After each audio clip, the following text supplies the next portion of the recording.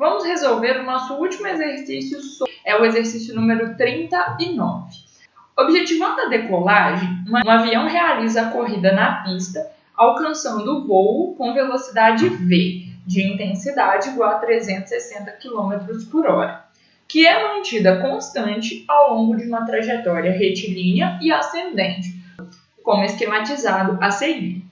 O Sol está a pino e a sombra do avião é projetada sobre o solo plano e horizontal. Determine a intensidade da velocidade com que a sombra do avião percorre o solo, depois o intervalo de tempo gasto pelo avião para atingir a altura de 480 metros e a distância percorrida pelo avião desde o instante em que alça voo até o instante em que atinge a altura de 480 metros. Bom, a gente pode perceber aí que o avião está se movendo numa trajetória que é inclinada, não é verdade? O vetor velocidade está apontando no sentido da trajetória, ou seja, ele está apontando para cima e ele é um vetor inclinado em relação à horizontal, não é verdade? Observem que esse vetor V ele pode ser decomposto em dois componentes, um componente horizontal e um componente vertical. Isso mostra que o movimento do avião ele é composto. Ao mesmo tempo que o avião está se movendo para a direita, ele está subindo, certo? Esse movimento composto ele pode ser dividido em dois nos componentes, né? Ao invés de estudar o movimento ao longo dessa linha reta ascendente, eu posso estudar as partes separadas desse movimento. Ou seja, eu posso estudar a componente horizontal do movimento e eu posso estudar também o movimento vertical de subida do avião de forma separada, certo? Mas para fazer isso, eu preciso considerar não o vetor V, mas sim os componentes de V, certo? Se eu tenho os componentes de V, eu posso estudar o movimento separadamente, né? Em cada eixo separadamente, o movimento horizontal e o movimento vertical, certo? Então, o primeiro passo que nós temos aí é decompor o vetor velocidade. Tá? Então, a gente vai resolver isso aqui embaixo. Ó. E isso é parte da solução do item A, porque o item A está querendo saber a velocidade com que a sombra do avião percorre o solo. A sombra é horizontal e ela está realizando um movimento horizontal. Então, a velocidade da sombra é a velocidade representada pela componente horizontal de V, item A. Para determinar a velocidade com que a sombra do avião percorre o solo, nós utilizaremos a decomposição do vetor V. O vetor V é um vetor inclinado nessa direção. Não é isso que está mostrando ali? Esse vetor nós podemos dividir em dois componentes, um ao longo da direção vertical e o outro ao longo da direção horizontal. Certo? Vamos fazer a decomposição aqui, ó. O componente horizontal, ele vai até essa posição, correto? Até essa localização, porque é a projeção de V ao longo do eixo horizontal. Então, eu teria aqui Vx. Tomando a projeção de V na vertical, eu teria esse vetor, correto? Então, eu teria aqui Vy.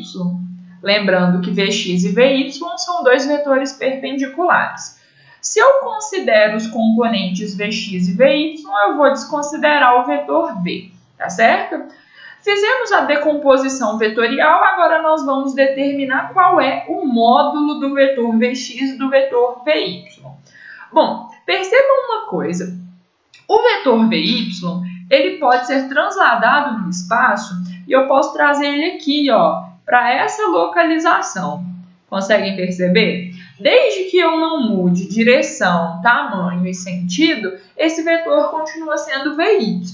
E por que eu fiz isso? Porque ao trazer Vy para cá, eu consigo formar um triângulo retângulo, já que Vy e Vx são perpendiculares, né?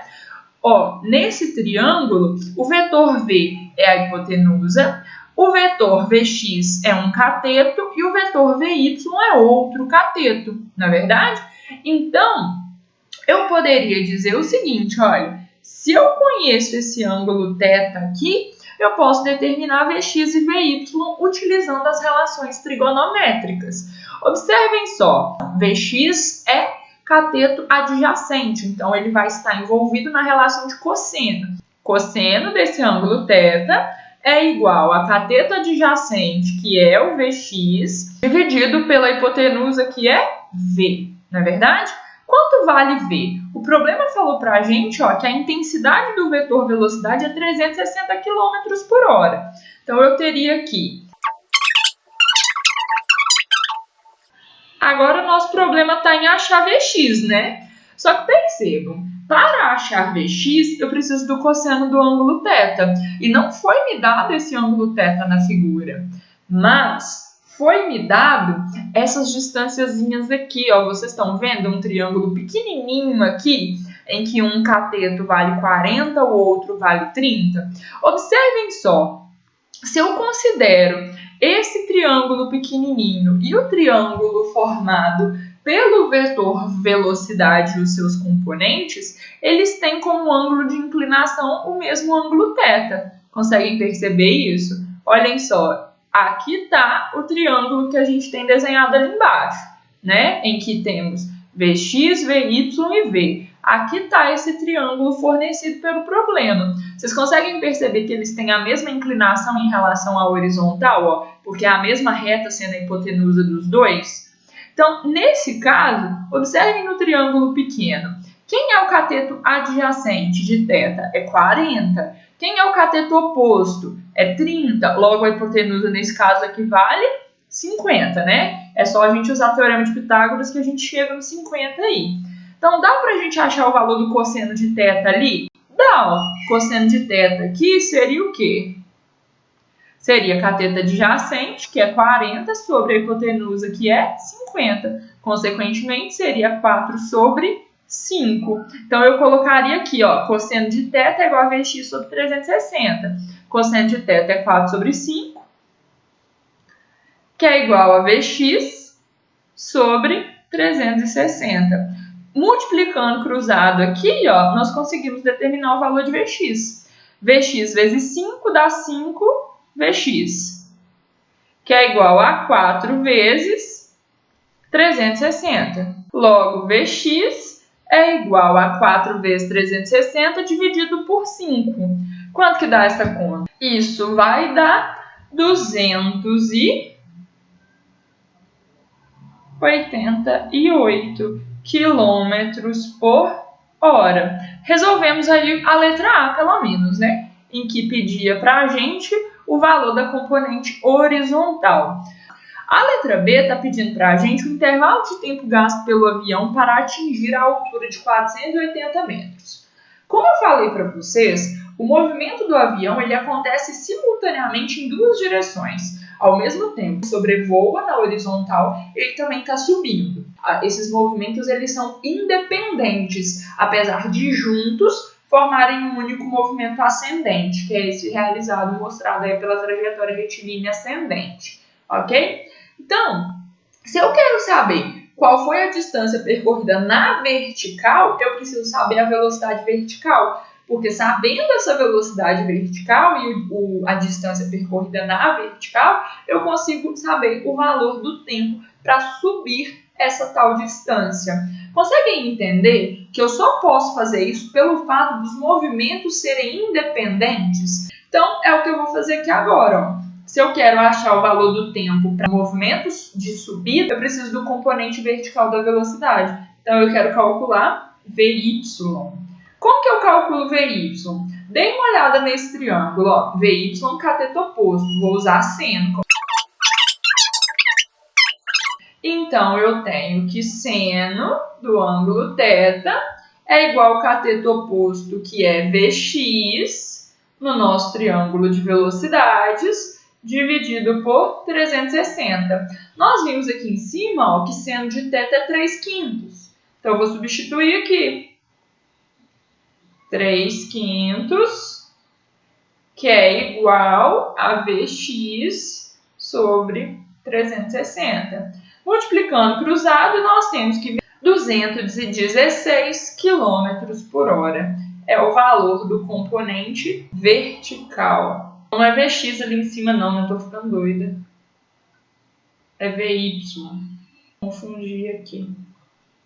Então aqui é Vy e aqui é Vy, ok? E aqui embaixo também, né? Ok.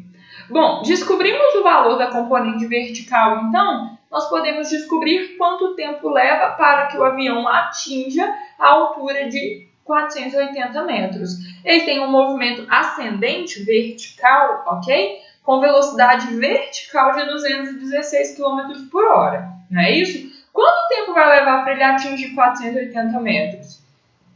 É só a gente resolver o problema usando definição de velocidade, né? Só um detalhe, se a distância que ele percorreu na horizontal corresponde a 480 metros, nós não podemos utilizar essa velocidade em quilômetros por hora, a gente vai ter que transformar para metro por segundo. Vy seria igual a 216 dividido por 3,6. Isso forneceria para a gente 60 metros por segundo, correto?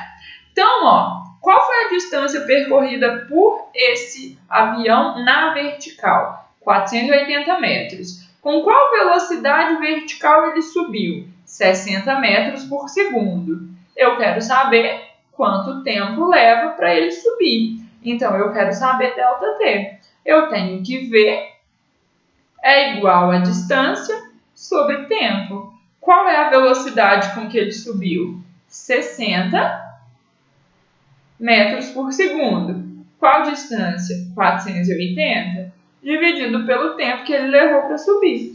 Consequentemente, o tempo vai ser igual a 480 dividido por 60.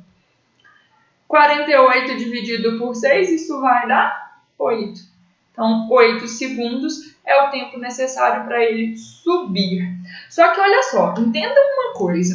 Durante esses 8 segundos, o avião está subindo. E aí ele vai subir por 480 metros. Mas ele não está só subindo. Ao mesmo tempo que ele sobe, ele também está se movimentando na horizontal, tá certo? Então, enquanto ele sobe, tem um movimento ascendente vertical, mas tem um movimento horizontal acontecendo também. Então, durante esses 8 segundos, ele vai estar lá na borda da pista, na horizontal? Claro que não. Ele vai estar mais à frente, porque ele se movimentou ao longo dessa horizontal.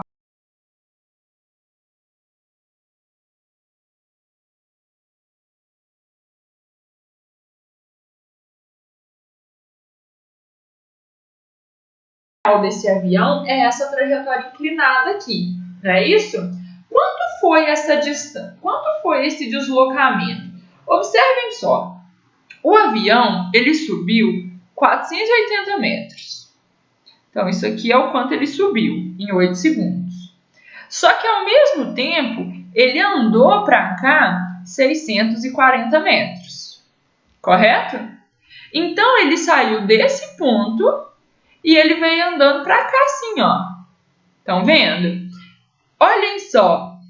É essa aqui a distância percorrida que o problema que é da gente. A distância que enxergar que aquela distância de 480 metros é a mesma distância que eu tenho aqui, Se eu faço esses prolongamentos, eu teria aqui 480 metros, aqui 640.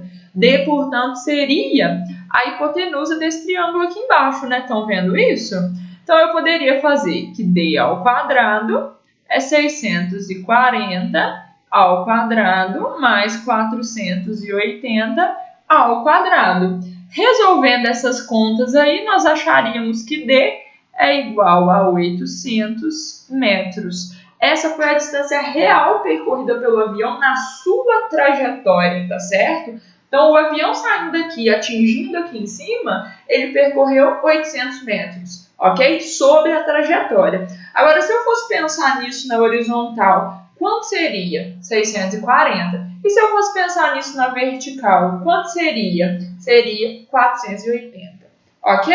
Então, tá aí o problema solucionado. Resposta da letra C aqui, 800 metros. certo? Com isso, a gente finaliza a solução dos exercícios de subtração de vetores. Se ficou ainda alguma dúvida ou se vocês querem que eu resolva um outro exercício novamente, é só me falar, tá bom?